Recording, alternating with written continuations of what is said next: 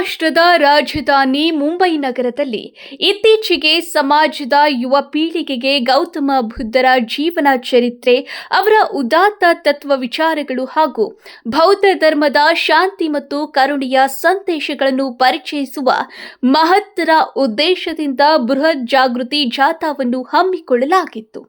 ಆಯುಷ್ಮಾನ್ ಜ್ಞಾನಜ್ಯೋತಿ ಬಂತೇಜಿಯವರ ದಿವ್ಯ ಮುಖಂಡತ್ವದಲ್ಲಿ ಆಯೋಜನೆಗೊಂಡಿದ್ದ ಈ ಕಾರ್ಯಕ್ರಮವು ಇಂದಿನ ಆಧುನಿಕ ಜಗತ್ತಿನಲ್ಲಿ ಯುವಜನತೆ ನೈತಿಕ ಮತ್ತು ಸೌಹಾರ್ದಯುತ ಬದುಕನ್ನು ರೂಪಿಸಿಕೊಳ್ಳಲು ಬುದ್ಧನ ಬೋಧನೆಗಳು ಎಷ್ಟು ಪ್ರಸ್ತುತ ಎಂಬುದನ್ನು ಮನವರಿಕೆ ಮಾಡುವಲ್ಲಿ ಯಶಸ್ವಿಯಾಯಿತು.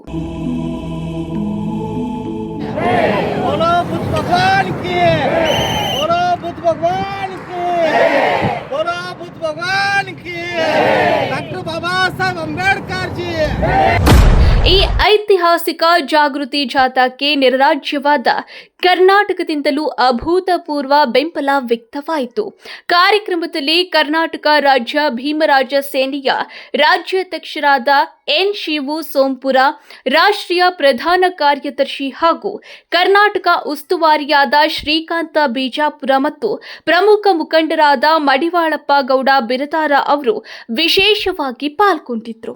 ಸಂಘಟನೆಯ ಪದಾಧಿಕಾರಿಗಳು ಹಾಗೂ ಹಿರಿಯ ಮುಖಂಡರು ಧರ್ಮದ ಸಂದೇಶವನ್ನು ಯುವ ಸಮೂಹಕ್ಕೆ ತಲುಪಿಸುವ ಈ ಕಾರ್ಯಕ್ಕೆ ತಮ್ಮ ಪೂರ್ಣ ಸಹಮತಿ ಮತ್ತು ಬೆಂಬಲವನ್ನು ಸೂಚಿಸಿದ್ದಾರೆ. ಜಾಥಾದಲ್ಲಿ ಮುಂಬೈ ಮತ್ತು ಸುತ್ತಮುತ್ತಲಿನ ಭಾಗಗಳಿಂದ ನೂರಾರು ಸಂಖ್ಯೆಯಲ್ಲಿ ಸಮಾಜದ ಬಾಂಧವರು, ಸಂಘಟನೆಯ ಕಾರ್ಯಕರ್ತರು ಹಾಗೂ ಪ್ರಮುಖವಾಗಿ ಯುವಕರು ಅತ್ಯಂತ ಉತ್ಸಾಹದಿಂದ ಭಾಗವಹಿಸಿದ್ರು.